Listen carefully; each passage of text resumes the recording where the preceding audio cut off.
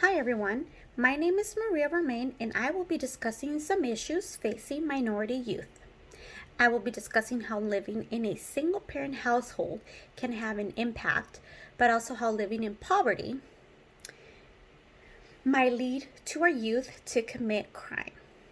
In chapter 10 from our textbooks, The Color of Justice, there was a question asked: why African Americans and Hispanic youth are more likely than whites to be victims of violent crime.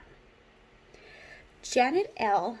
Lauritsen, who conducted a survey, used data from 1995 from the National Crime Victimization to explore the effects of individuals, family, and community characteristics on the risk for non-lethal violence among youth.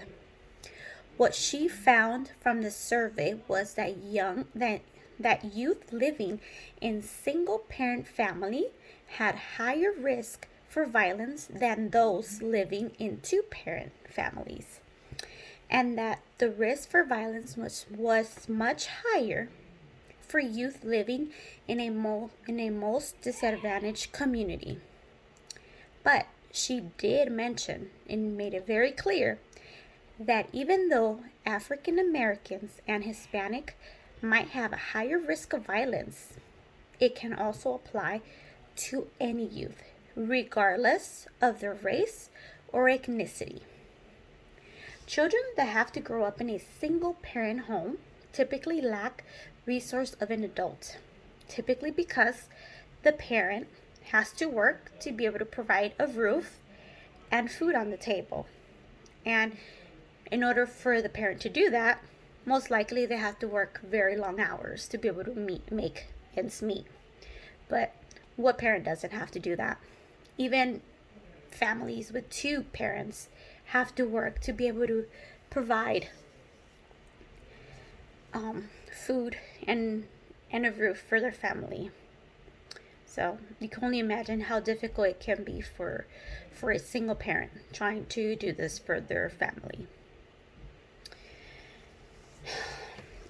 Janet also mentioned that living in a more disadvantaged community can lead youth to see more crime.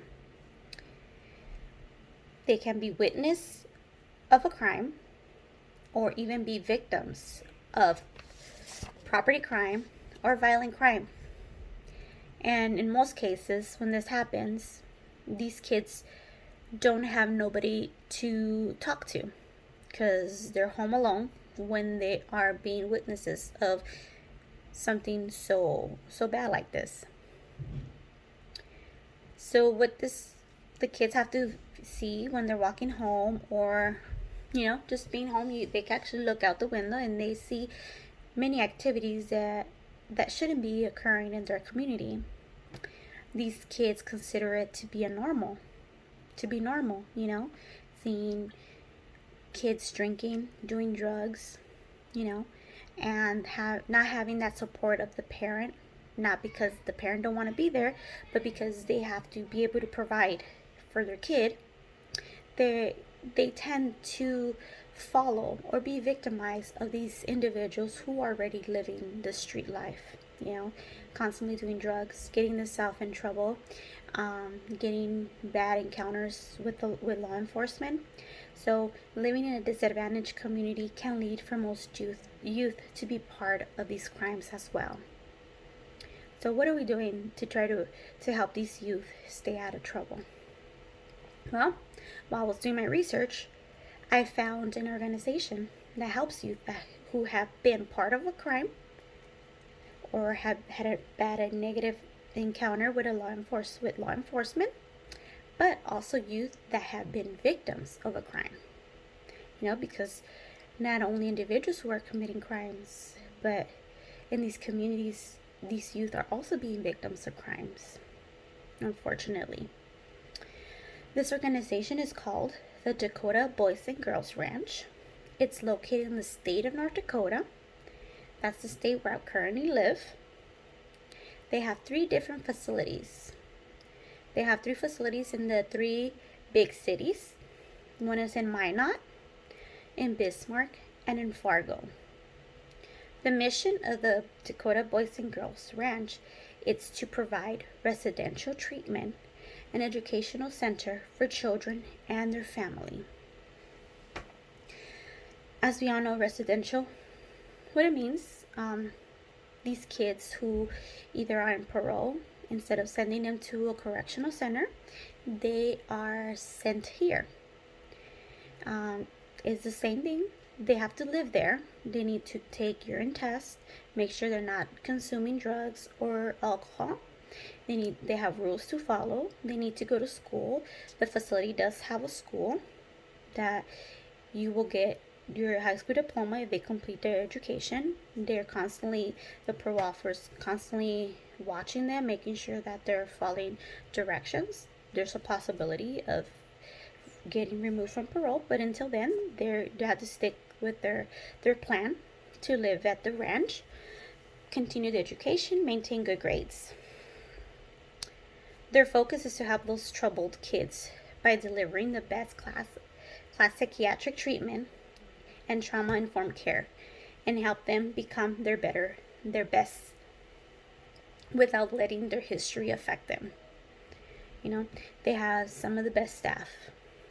Anything from counseling, psychiatric, and all the staff is being trained properly to deal with students and people who are living in the residential area.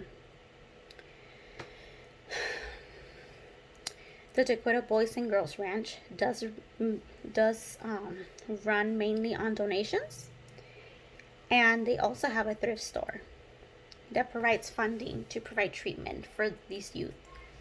The thrift store basically receives the donations that people from the community are giving. There is a warehouse where there's staff who is separating stuff that they can be resold, and things that cannot be resold, they put them in a container, and once it's full, they actually ship it out to countries that need it. I know that they send containers to Africa. This clothes might have a few little holes. You could still wear it, but it's not. They can't sell it, so instead of tossing it in the trash, they're making good use of it and sending it out to donating it to other facilities or other countries that could use it. So I thought this was pretty neat of this organization, that they're using what they have, to not only help themselves, this organization, but also help others. They also hire teens that are currently living in the residential area to work in this warehouse to separate clothing. They do get an incentive. They do get some money. So I think it's a great experience for these kids that are gaining experience, because once you go out to the real world as an adult, these are the type of possibly skills that they might need to be able to succeed. To me, I think that this program, it's a very positive outcome for every troubled youth, because they have all gained good education, treatment that will help regardless of their background coming into the ranch. The ranch goal was to prepare them to be able to succeed and survive and follow the law as an adult. I honestly think that organizations like this are very important. Our youth need to know that they're not alone. Our youth come from many backgrounds, not only single parents, but also parents who neglect them, abuse them. And our youth need to understand that there is people who care about them.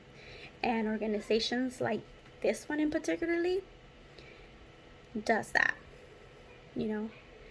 I actually had the pleasure of going and visit the facility and talk to a few kids, and it was just amazing how these kids felt that they are appreciated and they want to be seen. The staff wants to see them succeed. So If we could get more facilities like this around the United States to start, I think it will truly benefit our youth, instead of just giving up on them and just assume that where they belong is prison or in jail. So with that said, thank you very much, and you guys have a good rest of the semester.